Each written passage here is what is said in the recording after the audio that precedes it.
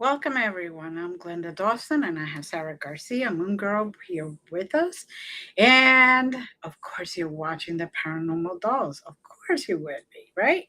Where else could you be on this day at this time? Nowhere else, just here. Well, maybe unless you're going to visit our guest. But before I introduce him, just wanted to let you know you can find us on Roku TV, on Amazon Fire TV, on Apple TV, so many other streaming platforms, on the Glenda's Magical Creations channel, on the Conscious Awakening Network. So, hi, Sarah. Hi, How are Glenda. you?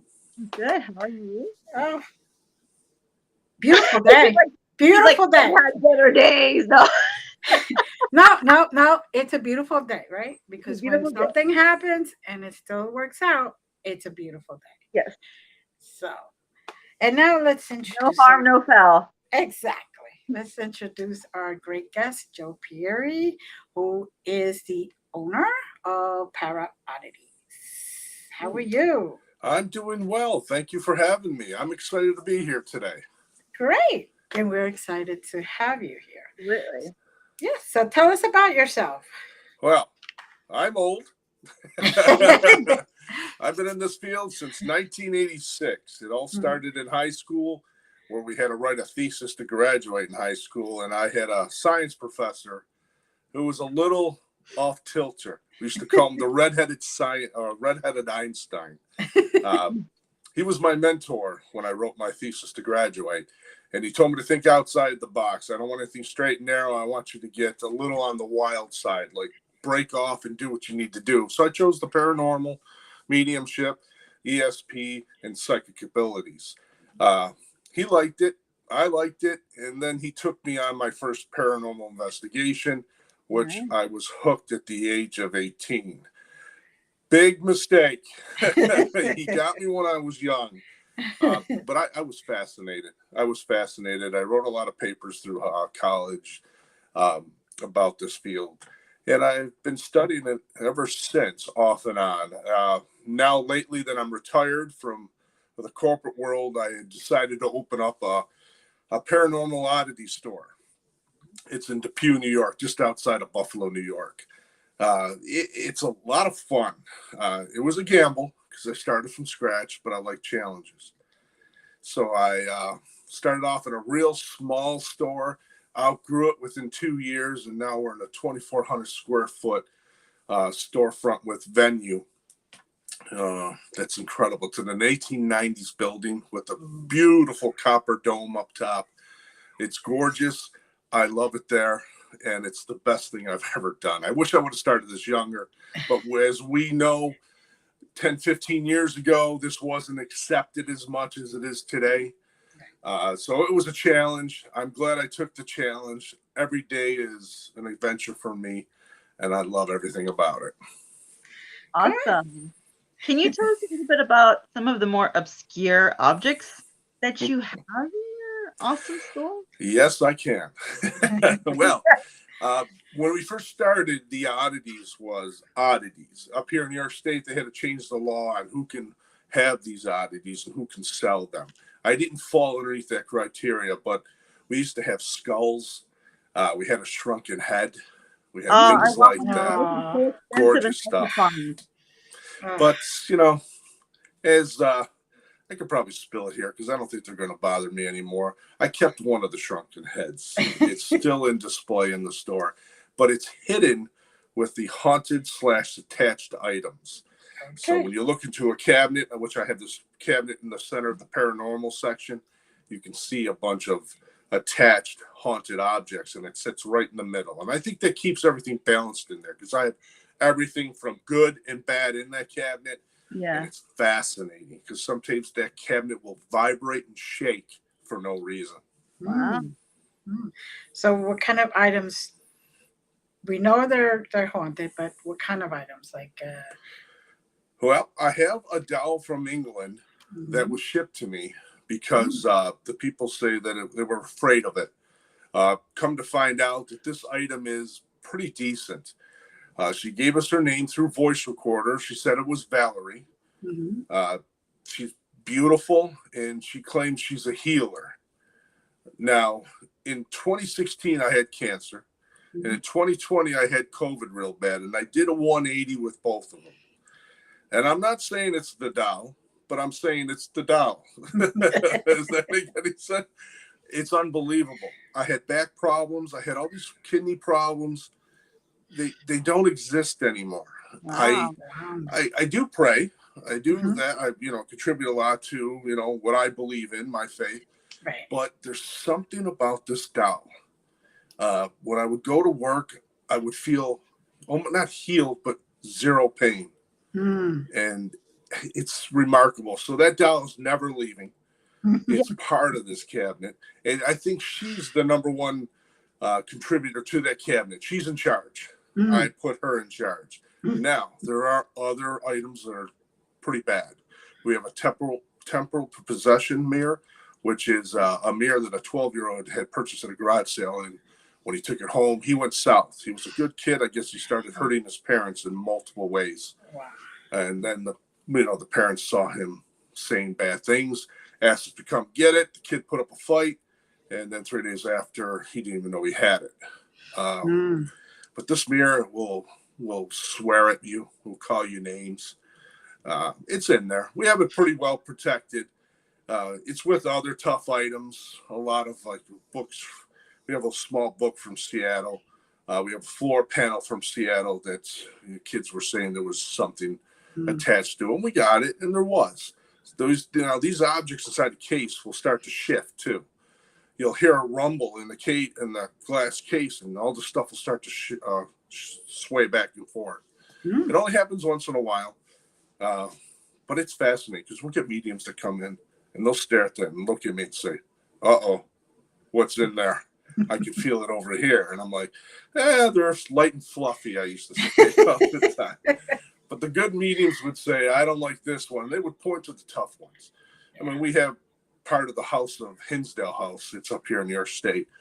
It's a very, very famous house because it's the only house in New York State that actually had an exorcism that was approved by the Vatican. And we have some of the clapboard of the original house. My friend Dan owns the house now. And you get to study it quite often. And to me, that's the real deal. That house will give you a lot. Some days it's real quiet, little farmhouse. But other days you swear you were in a movie, which is fascinating. Wow. Yeah, that's well, I'm really impressed with the shrunken head because I've always wanted one, like so bad. And not only did I want one, I'm kind of greedy. I wanted a female one. Even more rare to find female ones because normally it's like men who went to battle and war and women wouldn't. Yep. So there's a few like sporadically here and there, but that was like top tier for me. I was like one day, like at least someone like next to me, take a picture, anything. So that's I need to go because I'm super curious and I want to do the damn shrunken head in here. If you got to look into Ecuador, they're willing to barter the heads away for material. That's how I got mine. I was with 3 other people. I can't mention the name, but they're actors. Sign me up. It took us about 6 months of bartering, and finally they took the mules and the shiny slats of steel to tribe. But they'll execute women as sacrifice, and they'll do the shrunken heads. And they do it quite often, and it's scary. But we were able to lock down some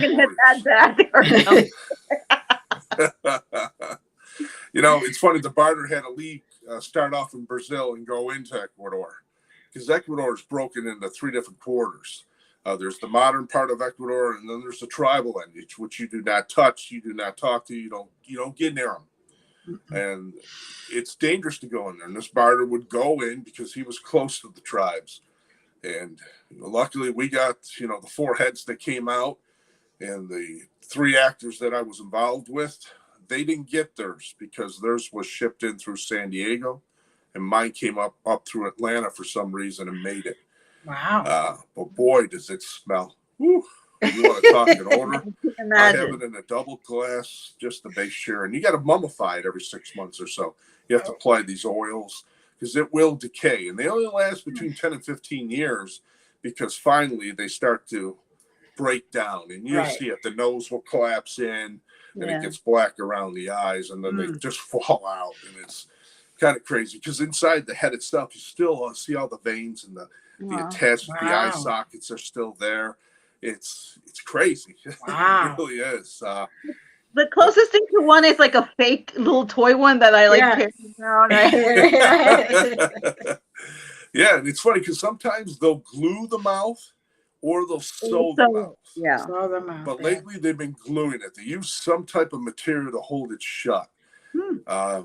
I have a little gap in mine, and I always used to put a little piece of red thread through it, make it look like a tongue hanging out of it, because that's what they used to tie the tongue, hold it out, is when they did the head, trying to preserve the tongue as much as possible.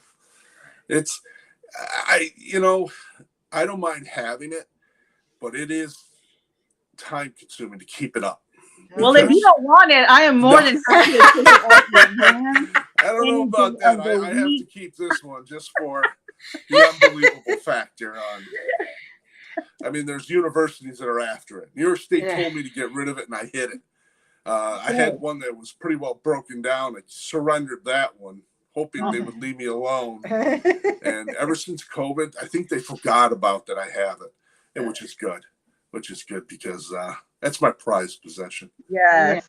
Yeah, well, you know what? Now you're going to have to hide it because people are going to watch this, and I don't want you to get trouble. I've had people try to get in the case to take it.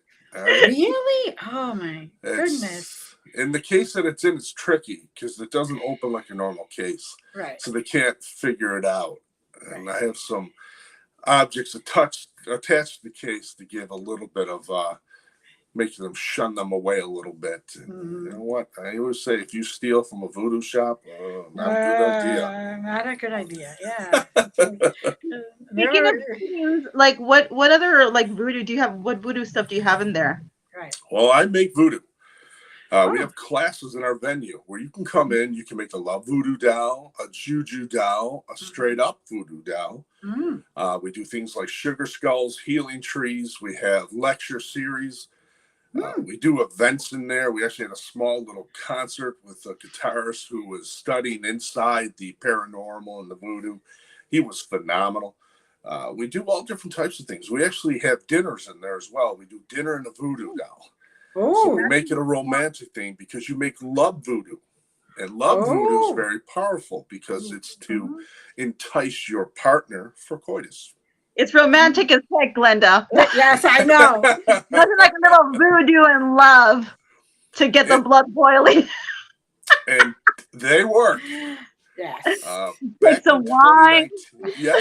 Bring your own beer, whatever, man. You're good to go. Valentine's Day, perfect. That's what we do. Valentine's is a big time there. And in 2019, we had the FBI book the entire event for their agents. Wow. So now we do a private one for them because they enjoy coming there. But, I always tell them, remember, who had you do this? Keep me out of the red or the black box, whatever you have, the black book. But they're fun. They're fun people, and they enjoy it. We serve all different types of, faiths and beliefs there too. We have Catholic, we have Jewish stuff there. We have even demonics there, or demonic Satanism is there.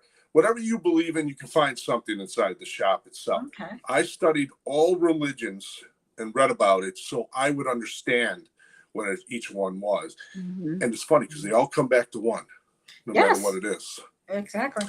I have my theories on what's our God in this, but I'm Catholic, I'm Christian, I'm Jewish, I'm Muslim. I study it all. I practice everything just because I don't want to miss the boat. Just in case. Just in case you want to say you're all those religions. I cover my. Remember, well, basically all of it is love. We start in love, we go back to love, right? Everything in between has been kind of rewritten by humans. Yes. Oh, yeah. Exactly. And it got lost in translation so many bloody times. The Bible's been, it's been rewritten so many bloody times. So. And the Vatican has the Bibles with the original pictures of spaceships and all that other stuff. Yeah. Right. So And I got to talk to a bishop about that. yeah. And his belief was talking about extraterrestrial as contact to the heavens. Mm-hmm. And I looked at him, and he looked at me because he knew I was in the audience when he was Right. giving this lecture. Uh-huh. And when he said it, he eyeballed me directly. And I looked at him, and I winked at eyeballed you. That's funny. And everyone turned their head and started looking at me like, "Who's this guy?" And I'm like, But you know, it's true. It's very true. So you're talking about all these types of classes. Do you have any classes coming up? You know. well, for the month of June and partial July, we shut it down because everyone's doing graduations. Right. They're getting into the summer thing. But we do a massive cleaning. We'll redecorate if we have to. We'll add stuff to it. Right. But this time I'm going to leave it open for crafting. So right. It's starting next Friday, a week from this Friday. It'll be open for crafting, meaning you can walk in off the street, and I'm going to have a menu of items. You can do voodoo, healing trees, and it's like going to a restaurant.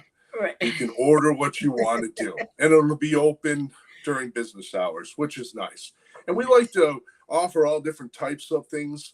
And we're going to expand a lot more. There's so much more. I mean, the theory of a Dybbuk box that's out there, when you study Judaism, it's a Dybbuk is just praying to your relatives. There is no box. It's called an all souls box. Mm-hmm.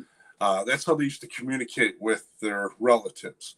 And we make those here, but it's a positive one. But they're gorgeous, you know, plaster things. You put what you want in, we seal it, and it becomes yours. We wrap it with chain, we put a lock on it. We give it the creepiness if you want to go creepy, if you want flowers on, whatever you want. It's your box, and we love doing that. But I'm super interested because I've always wanted to go to an oddity shop and stuff, and where I'm from, it's kind of hard to go see one. But I am so down to go. I want to go one day to your shop. It's like awesome. I'm going to drag Glenda with me, and we're going to go. I have a feeling one of these days I'm going to get a telegram. I'm moving to Pennsylvania. Or an email. I'm moving to Pennsylvania. I can't handle it over here anymore. It's a lot of fun. But like I said, we're a place where people can come and have fun. You're not judged there. And I think that's what draws everyone into. And everyone walks in and say, "Oh, it's so nice and positive in here." And I'm thinking, well, that's what we're about. Right. We're here to talk. I mean, we even have a spell room. You can go in and make spells. Nice. And that's a very, very popular one. I bet. It's a lot of fun, and we're just starting to introducing new product, which is nice. It's starting to come in now, and that's where I was supposed to be today, so shame on me. Stocking, but I'll get it done this week. I have about 10, 15 cases ready to be opened up, and we have more coming. But I love doing the events. I just love doing the events. And around Halloween, it blows up. We do we have the 716 witches here, and they do the dumb supper, and it's phenomenal. We do 24 people, and it sells out with about an hour, and it's fully catered, and everything is black with candlelight, and it's gorgeous. Perfect. Yeah, exactly. Like, gorgeous. Sign us up. I know. And it's great. And we do all fun things. We do Victorian seances. We do paranormal experiment nights. Nice. We do spirit box where we all get involved. We contact like a conjurer around a table. I should say conjure. That sounds kind of rough, but it's more of a seance to get the spirits to communicate. And it's mind-blowing. And what even makes it even better, the place is haunted. Ooh. I love it. Nice. Just the history of what that building was remarkable. I was about to ask you, since you said haunted, like haunted because the objects, or haunted because the location, the building was already haunted? Well, the building is already haunted. That is definitely, it's from 1890, start off as a medical facility. Oh, so it's all Spanish. It's haunted. It's haunted. And I hate to say it, but there was a murder in 1982 in that building. And it's a cold case. And it was on Halloween of all nights. Of course. He was dressed up as Dorothy, and he had lost his girlfriend to someone at the bar, and I guess it escalated into a fight, and they still don't know who did it. Oh. But he's there, and he answers the questions. Hmm. We get visuals in the building. You'll see this oblong figure, and it looks like a big piece of cardboard black cardboard floating, and then it vanishes. And then it travels, because we have a little mystical pathway you take to get into the venue. You walk in the hallway, and it's all purple. It's got the lights, it's got gargoyles, and you transform into the venue from the store. So Nice. it's like two separate areas, and it's awesome when you walk through, because that's the path that it likes to take. And it's great, because in the venue, you'll see it on the upper bowl. You'll see it circle. You'll see it go down the middle. A lot of people have seen it. And I always tell them, when you buy the ticket, this is what could happen in the room. And people love it. Once in a while, you hear the crowd go, oh, and I'm thinking, okay, they must have saw something over there. And it's fun. Like I said, we do a lot of live events there, too. Some nights we'll run a camera with red light, and it goes for 8 hours, and you can watch and see what happens. We do that. I think we do too much, don't we? No. I'm I'm Never down enough. to do all of it. Sign me up. There's never enough this kind of stuff, please. I truly enjoy it. My number one passion is the research into the paranormal. I've been doing it a long time. I believe in real paranormal research, and I think we're on the border of opening something up and finding the truth behind everything. Yes. Oh, yeah. Yes. We're getting right close. there. We're right there. We're right there. And there's going to be a lot of people's mouth going, and we're going to be like, yeah, I knew it. Exactly. And then we'll become mainstream, and then it'll get real crazy in this field. Now, you mentioned the haunted doll. Besides the haunted doll, have you ever brought any other haunted objects, or that you were aware of, or you just felt they were haunted? Well, a short story. I collected a lot of this, and I had them in a storage unit. And one day I get a call from the storage unit saying, we need you to come down immediately. So I did, and the police department was there. And I'm looking, going, what's going on? And they said they heard screaming coming from my locker. It was a 10-by-8 locker, and they heard screaming. I just gave a chuckle, like, oh, it's nothing to worry about. We get that all the time. And the police looked at me, and they told me to open it. We opened it, and all the boxes had 100 objects written out of what was in it. And the police looked at me and said, I'm not going in there. And I told them, they'll scream. This is what attached items do. And the owner looked at me, and she's like, listen, you have 3 months left in your lease. I will give you 3 months free if you promise to leave. So we did. We had a ton of them. I had to ship them all over the country to different collectors. But it was fun. It was a lot of fun. I'm down to only maybe 20 to 30 objects now. I do have some tough voodoo dolls in there from West Africa, which are phenomenal. Things like that. What else do I have in there? Now, I know those African voodoo dolls, what are they made of? Because it's cloth, stick, and clay. Okay. They're wrapped tight. It's clay, a clump of clay. They'll etch like a face in it. They're very rough looking, but they're incredible. Incredible. You can see the love and the time that they put into these actual dolls. You can see like animal hair shoved into it, stuff like that. I won't put those into the cabinet because I don't know them that well. They're in my private collection in the back. Because my wife asked me to, please don't put those in there because that might. And I get it. Because voodoo's very, very funny. It can go either way. And when you're making the doll, if you're feeling agitated, it's going to go into the doll. So we always make a meditation before we build. That's why we do dinner and love voodoo. Food relaxes you. Wine relaxes you.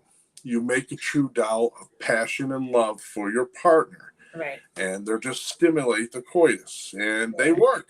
I get people all the time. They paint them up, and they'll put all this crazy hair on them, and you actually put the body parts of your partner. And that's how you put bells on it. You ring the bell, and it's supposed to drive your partner crazy no matter where they are. And they work. That's a popular one. I could see that. I could see that. So, you have the West African voodoo dolls, and what other haunted stuff do you have? Well, we have up top. Let's see. Ooh, we got so much in there. Um, we have Ed Gaines, the murder house.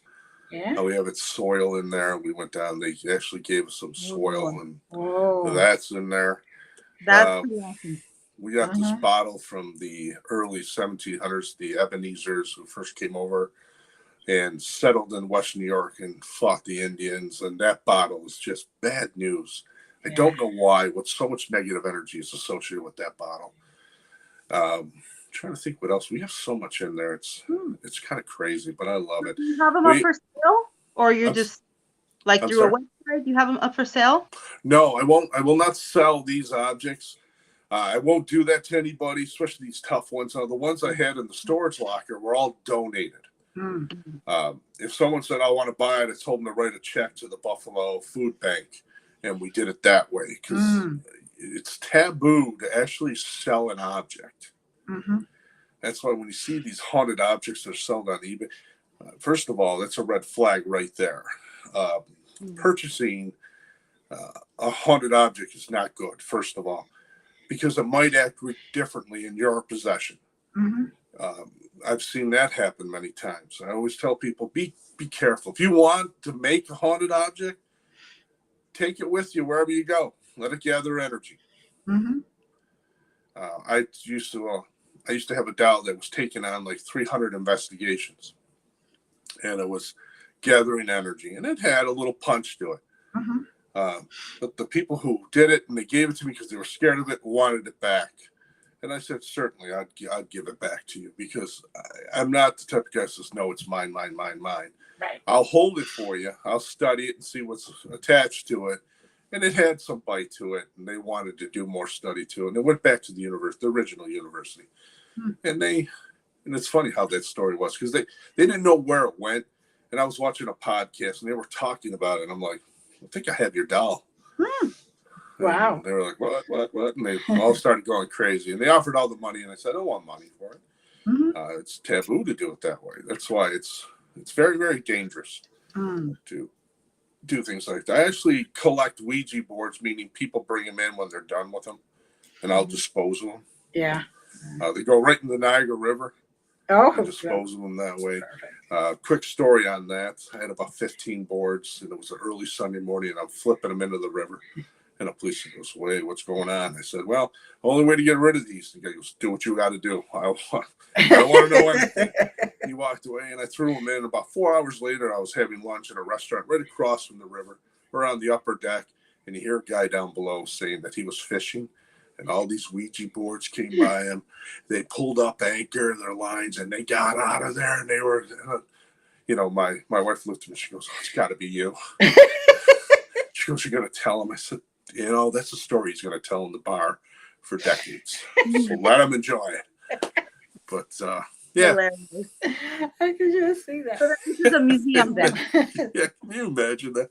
All the Ouija boards come And by. they all went, we're picking out of here. It took them like 2 minutes, I guess, to get the lines on anchor up and gone, which is fine.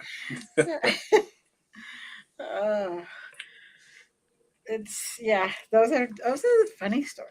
Very funny. Yeah. For doing it for so long, you have these stories, and I keep a lot of journals, and I write them in there because when I'm gone, I want my grandkids to understand why I chose to do this. And you throw these stories in, I'm sure they're going to have a laugh once in a while when they look at these stories. A lot of fun. I'm actually starting to make documentaries as well now. And we're doing, my first one is The Witches of 716 and the Hinsdale House. We're doing a story about a spirit called Wilhelm, who was associated with Hinsdale, but seems like everyone has forgotten about him. So that's going to be the doc, Where's Wilhelm? And we're going to do a short doc on that, about a half an hour, 45-minute doc. And we're just starting to storyboard them, get them ready to go. And by next week and the week after, we'll start filming. Nice. Sounds like a lot of fun. It is. Life's good. Life is good. And you're bringing out history that is not really in the books. You know, I always say, leave a mark, leave a legacy. I mean, we all have the capability of making documentaries. We have these things called cell phones now that have high-tech cameras that are better than most cameras you buy and spend thousands of dollars on. Mm-hmm. And I'm actually going to shoot these series on an iPhone. Mm-hmm. I am going to do an iPhone series, and I shot a short one with my son, and it came out so good that people are like, oh, you had to use the Nikon or the Canon. And I just looked at them, I held up my phone and said, this is what I shot it with. And they're looking at me like, what? I'm thinking, yeah. That lens that's in this little camera, especially this one, on the other side of it is high tech. It's a glass lens, and that's what you need. Mm-hmm. Okay. So tell us more about how you slowly came about and developed all these things in your store. How did you get all the inventory, or I know we know about the shrunken heads. We know about that. People would call me and talk to me about an object, and then they would send it to me if it was too much. I was on a list, John Zathis and all these big guys around. I was on a list for people to dump them off on me. And it became too much because you'd come home and they'd be stacked on your porch. Oh. And I used to tell my wife, don't touch them. Just leave them there. I'll take them away. And I just said, I can't do it anymore. It was becoming pretty bad. And I know other collectors were saying the same thing. And now that I'm getting a little bit older, I don't want to leave anything like this behind. So I slowly started bringing it down. I got it down between 20 and 30 pieces left. Mm-hmm. But most of them I did research on, and people would contact me. I would interview them, talk to them. And I like the legit pieces. I really do. And these pieces I have, like I said, some nights that case will just vibrate like crazy. And you're just watching it. Nothing else is moving. Mm. And I know sometimes it likes to tip over the salt vials in there and tries to get away from it. But it's pretty contained as far as my ability. And so far, we've been lucky. And once in a while, you'll see a black shadow leave the case and zip away. But that's about it. I think it's the actual spirits that are in the building, curious of what in that case. Mm-hmm. Well, like I said, it's a mixture of everything. And it seems very peaceful at times. At night, it will set the alarm off. Drives me crazy. But it's fun. And I get a call from the local police department saying, is it a human or is it a ghost? And I say, ghost. Oh, we'll meet you there. And then they ghost hunt for an hour and a half. And there's like 10 police cars around the building. I'm thinking, this doesn't look good. But, we have fun. And it's supposed to be fun. It's supposed to be educational. It's supposed to be, I don't know. I always tell people, being in this field is so exhilarating. It's so fascinating. Mm-hmm. It's like the never-ending story. It's like, I'm dating myself through those books where I used to, like the Hardy Boys, you're always on an adventure. And I love it so much that I love to ghost hunt. I love to go to haunted locations. I love history. Mm-hmm. I like to soak this in, document it, be part of the history if we can. I don't know. Normal life stuff is starting to bore me a little. It's kind of scary, isn't it? But I like this adventure stuff. I like the odd and unusual. Can you tell us about some of the stuff that you have documented? Oh, boy. Oh, tons of stuff. Most of it's haunted locations. I love to document stuff like that. There was a place that was up towards Lake Ontario, and I was studying for about 2 months, and I was writing a whole series of lectures and books or passageways into books, and it was a never-ending story, meaning no matter what you wrote down, it would always change or add to it. And after 2 months, I had to, pull myself away because I do have a family. I can't spend it there all the time, and I think that's the one that really got me into opening my own store. And I wanted it to be in a haunted location. I wanted it to be something special. I didn't want a consignment style store with fluorescent lights. it had to, when you walk in, you have to have that feeling of I'm somewhere different, I'm somewhere special. And I love that because half of the experience is the eye contact of where you are. And I use Disney's platform of if you don't see the shock at all when you first walk in, it means nothing. You can sell the best product in the world. If you don't have that, wow, I'm somewhere special, it's that. But my site is special. It's a little different than Disney's, you know? And it is. It's like a gray and purple walls. I have lights that hang. They're beautiful. I have spotlights on certain product. Everything looks like the wooden shelves, a little bit antique looking to it. It's not like the clean look of a store. It's something different. And what you see in that store is what my vision and what was in my heart. And when we opened the venue, I said, it just can't be a normal venue. It can't be a door to enter in. I had to make a passageway. I had to cut through 3 solid brick walls that went all the way up to the roof. And it was a chore, but it's something special. And that's what I love about it. I really do. And I'm actually writing passages on this building, my experiences. And I'm going to do a short doc on it as well because I just love it. I love this stuff. I really do. Yeah, so do we. So do we. Now, before we get to much further, how can people get in touch with you? Well, email paraoddities at AOL.com. I love the AOL because the hackers don't even bother with AOL anymore. That's why I use it.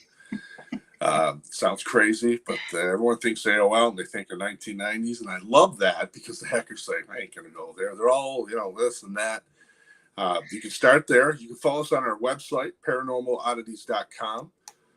Right now, it's a little behind with the new events because we're starting to do more. We're actually going to work on it this week where you're going to see all the new events popping up, especially all the crafting that's going to happen in there.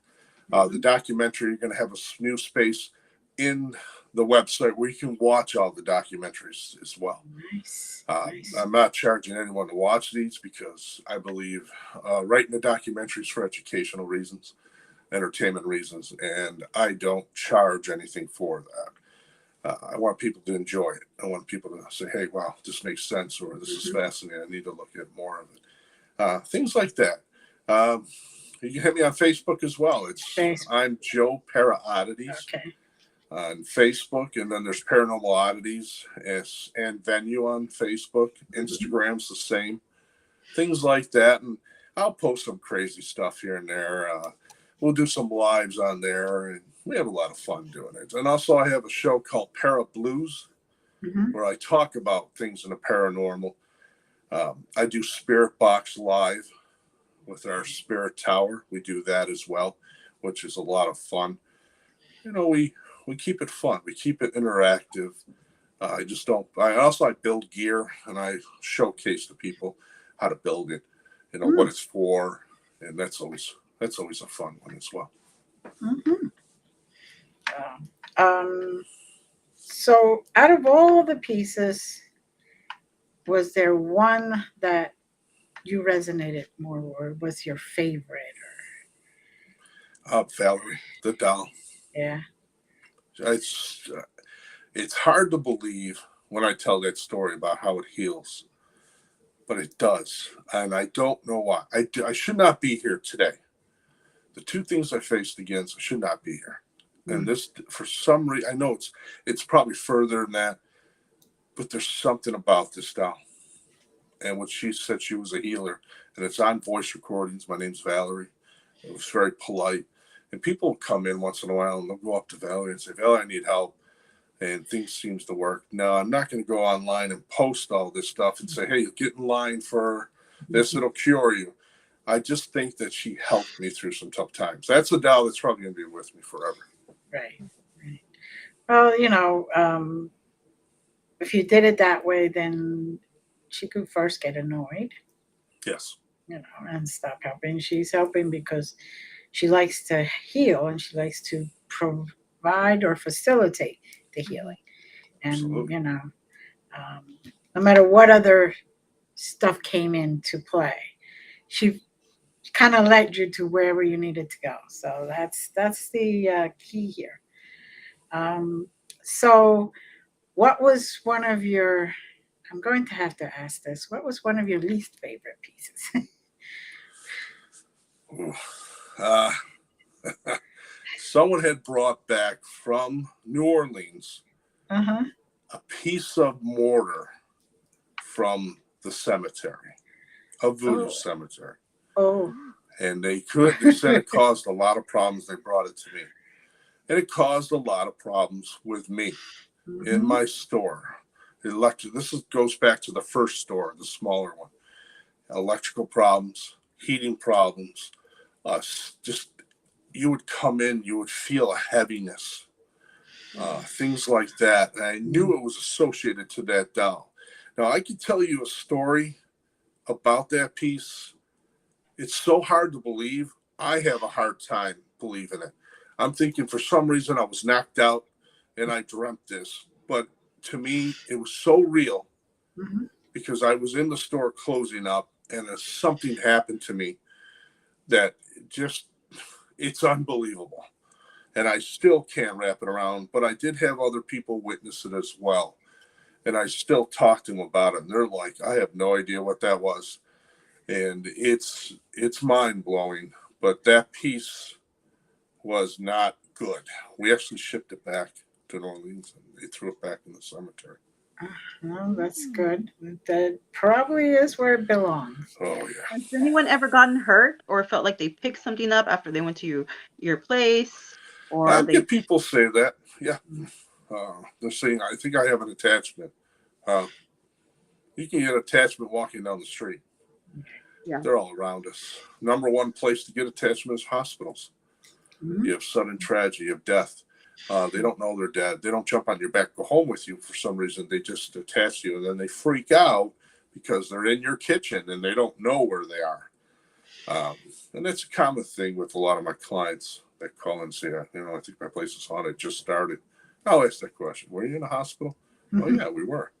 Well, good news. Last 3 to 4 weeks and it vanishes. Uh, it's just energy won't stick to a location unless it has something associated with that location. And it's the same thing with the product. It doesn't mean the spirit lives in that product like the doll. The doll is a connection. It's a way to communicate to us through that product. I had a haunted cabinet, and I'm thinking, why would someone want to be in a cabinet? And it actually answered, I'm not, what cabinet? And they didn't know they were in a cabinet. Oh, So I okay. come to the conclusions that they just talked through that product. I had to get rid of that cabinet. That cabinet would just, you would hear it go, like make a scratching sound across the floor, and you're like, it's moving. And I'm thinking, how is this thing moving? And the drawers would just fire open, and it would drop all the pens and everything I had on. I'm like, oh. So, and it became too much. Even my son said, Dad, I'm not going in that back room.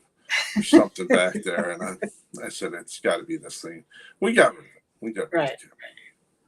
Well, sometimes it's a little too energetic. It's got a little punch to it sometimes, Right.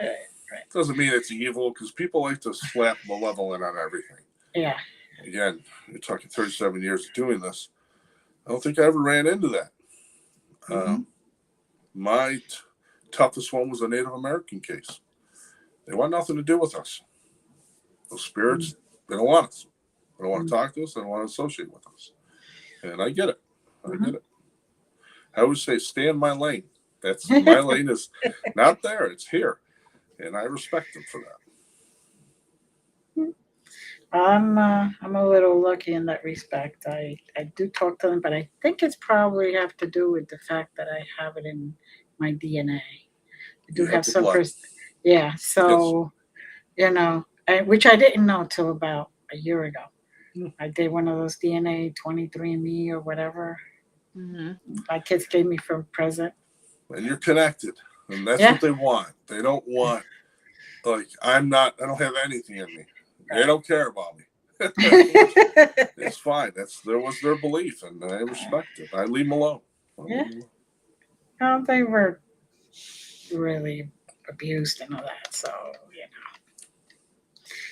Absolutely. they have things to deal with. That's right. They're very spiritual people. Mm-hmm. They believe in coming back as their native animal. They get to choose what they want, and that's why half the time you might hear a growl. Doesn't mean it's malevolent. It could be a native spirit associating maybe to a wolf, whatever they choose to attach. My spirit animal is an owl. There's something about owls. They're very curious. They just sit and watch. And that's what I do. I'm more in the back row and I watch. And I soak in. But that's what makes it great. We're all different. Right. And I love that. I'm a people person. So we heard that you had said it that you like to go paranormal investigating and you travel different places. What was one of your most, I wouldn't like to say favorite, but most interesting place that you've gone to? Hinsdale House. If you get a chance, Yeah. that is a must. It actually moved the house on us. I had a police detective with me, and we're sitting there, and I said, geez, we're talking about the Wilhelm guy. And I said, if you're really this big, you're that much energy, what can you do? And the house literally bounced up. Ooh. And he looked at me and said the energy had to come from beneath because our knees buckled. We didn't sway. Right. And I said, okay, what does that mean? Then you hear a voice says, it was me. It's clear as day. We have it on a voice recorder. And I said, my goodness, if that's you, you certainly can do it again. And it did it again. That made us sit down quickly. And we're trying to figure this out. We're trying to communicate. And this is where it gets a little bit of a twist. Clara Miller, back in the 70s, who had the exorcism done there, she had written in a book about aliens, extraterrestrial, on the location. And my friend Joe is a police detective. We're sitting there, and it's about 6 o'clock at night. The sun is just about ready to disappear, so you can still see. We had a figure walk through the living room. And we didn't say a word. We just looked at it, and it had a figure of an alien. As soon as he looked at me, he goes, what are we looking at? I said, I have no idea. So walked over to like the corner, and it stood by a window.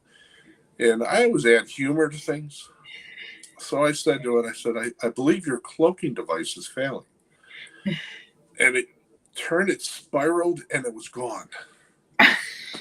After that, we had contact Clara. I said, Clara, did you ever see anything in the house? She says, oh, yeah, certainly we did. And I described it. She goes, oh, yeah, that's one of them. And that was, to me, the most amazing thing, because I don't know if I was looking at a ghost or something from somewhere else. That's why I kind of starting to link everything together a little bit. That house is phenomenal. It will talk to you. It will move things for you. It will make you feel comfortable like it's your home. They call it like a sucker house that pulls you in. You feel comfortable, and then it gets you. There was another guy who got temporal possession there, and that's part of the interview we're going to do for the documentary. And I always tell it when we actually have a voice recording. It said, just die and come to me. And the first thing I did, I stood up and I said, absolutely not. That will never happen. None of us will ever do that. And it got mad. It got mad at us because I wanted to revoke it. I just pushed it away. I said, no, that's not why we're here. And that was the scariest EVP I've ever gotten. It's because that threatened my faith. That's, was trying to do something. It was trying to get us to acknowledge something. I refused to do it. I think that's why the spirits there don't like when I'm there, because I'll ask some tough questions with them, but they know they can't get to me. I'm very protective when I walk in there, but it's my favorite location by far. It's just, and it's, you're alone. It's a farmhouse tucked away. There's nothing around you. There's no contamination. And when things happen, you're floored. It's just mind blowing. Of cars pulling down the dirt road towards you, and then they vanish. Mm. It makes no sense. And you sit there and you shake your head. Now, we're like, that's a car coming, right? You can hear it. You can see the headlights. You see the dust being kicked up, and then it's gone. Hmm. And I don't know if an alien's sitting up above taking it away as soon as it gets close to it. I don't know what's happening, but it's fascinating. So if you ever get a chance, highly recommend it. Highly recommend it. So it's So gonna be on our bucket list, Glenda. yeah, and my bucket list for sure. So where exactly is this now?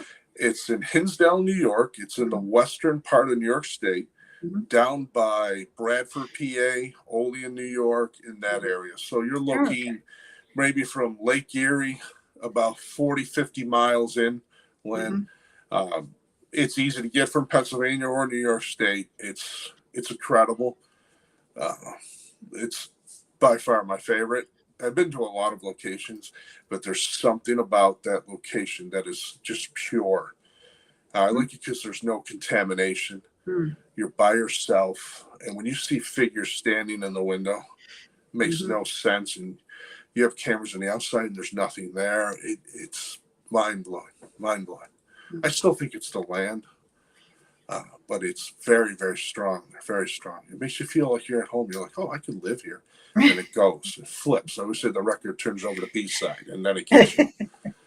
And I like that. I like that shock and awe where you can actually, record it, video, talk to it, and hopefully understand what it's trying to say.